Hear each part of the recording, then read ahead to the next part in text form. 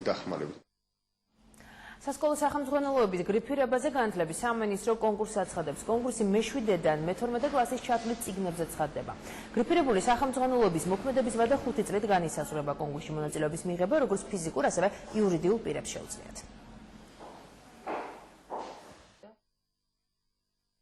დღეიდან ნებისმიერ მსურველს შეუძლია ამ სახელმძღვანელოებზე მუშაობა, ეს იქნება ისევე როგორც ჩვენ გავაკეთეთ პირველიდან მე-6 კლასის ჩათვლით, მთლიანად ციკლი იქნება საბაზო და საშუალო საფეხურის სახელმძღვანელოებზე მე-7-დან მე-9 კლასამდე და შესაბამისად მე-10-მე-12 კლასები. ცალკეულ სახელმძღვანელოებზე ასევე ეცხადდება გრიფირება, განცხადებები მიიღება 1 თებერვლიდან 1 მარტამდე, ხოლო შემდგომ უკვე კომისია დაიწყებს მუშაობას და შეაფასებს იმ სახელმძღვანელოებს, რომლებიც კომისიაში შემოვა. სახელმძღვანელო უნდა იყოს მეცნიერულად გამართული, უნდა იყოს ასაკისთვის შესაბამისი ენით მოწოდებული, ის უნდა აჩენდეს და უღვიძებდეს მოტივაციას მოსწავლეს, უნდა აძლევდეს ახალცოდნას და უმტკიცებდეს ძველ ცოდნას, ანუ ძალიან ბევრი კრიტერიუმებია, რის მიხედვითაც ფასდება სახელმძღვანელო და ჯამური ფულების 90% და მეტი უნდა მიიღოს სახელმძღვანელომ, რათა ის გახდეს კანდიდატი გრიფის მინიჭების.